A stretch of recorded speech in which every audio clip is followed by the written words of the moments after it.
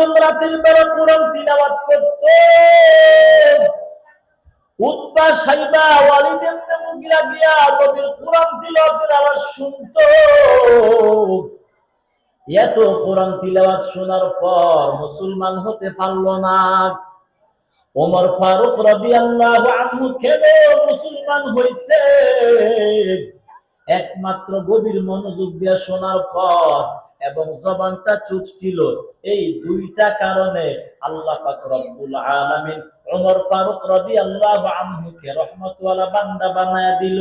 ও নবীর উম্মত, আমাদের বাংলাদেশে অনেক বয়ান হয়, আমরা কোরআনের বয়ান শুনি, এইটা কি একবার মনের ভিতরে প্রশ্ন করা যায় না? এত বছর পর্যন্ত কোরআনের বয়ান আমি শুনলাম, একদিনের বয়ান কি আমারে জান্নাতি বানাইতে পারলো না?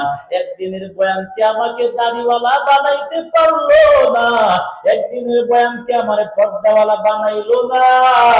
একদিনের বয়ান কি আমাকে গান শোনার থেকে ফিরাইলো না?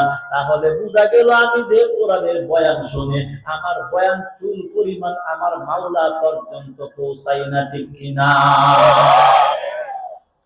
আমি যে কোরআনের বয়ান শুনি, আমি যে আল্লাহর কোরআনের কথাগুলি শুনি, ওই কথাগুলি যদি আমার অন্তর পর্যন্ত পৌঁছাইতো, আমার জীবনটা পরিবর্তন হয়ে যাইত, আমার জীবনটা রহমতওয়ালা হয়ে যাইত।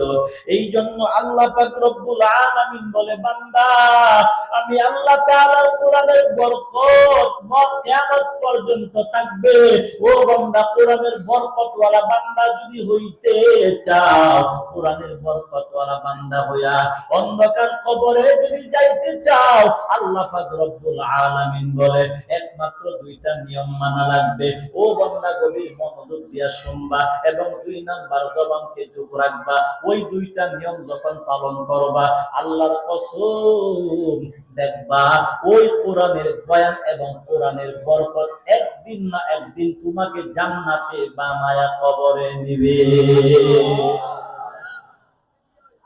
আমার ভাই, তাহলে আজকে না শুধু যে কোনো মাজলিসে আমরা যাব, এই দুইটা জিনিস মনে রাখবো। 1 নাম্বার, কোরআনের কথা তো আমার বাবার কথার মতো না, দাদার কথার মতো না, মানুষের কথা না, এগুলি কার কথা? দুনিয়ার মানুষের কথা আর আল্লাহর কথা কি সমান? আল্লাহ তাআলা এজন্য বলছেন, দুনিয়ার মানুষের কথার মতো আমারটা শুনলে হবে না, আমি আল্লাহ তাআলা ভিন্ন রকম এক সত্তা, আমার কথা শুনতেও হবে ভিন্ন রকম পদ্ধতিতে। 1 নাম্বার পদ্ধতি, তোমার মন সম্পূর্ণ মনোযোগ লাগবে।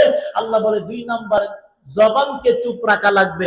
এই দুইটা নিয়ম যদি পালন করে বয়ান শুনতে পারো, আসলে আমি আল্লাহ রহমতওয়ালা জান্নাতি বান্দা বানায় দিব।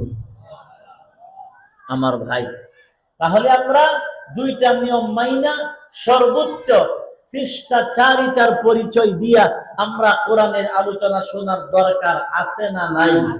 আল্লাহ কবুল করুক, বলেন আমিন। এখন মূল আলোচনার দিকে আসেন। এই দুনিয়াতে আল্লাহ পাক রব্বুল আলামিন বলেন, মা খালাকুতুল জিন্না ওয়াল ইনসা ইল্লা লিয়াবুদুন। আল্লাহ পাক রব্বুল আলামিন বলে,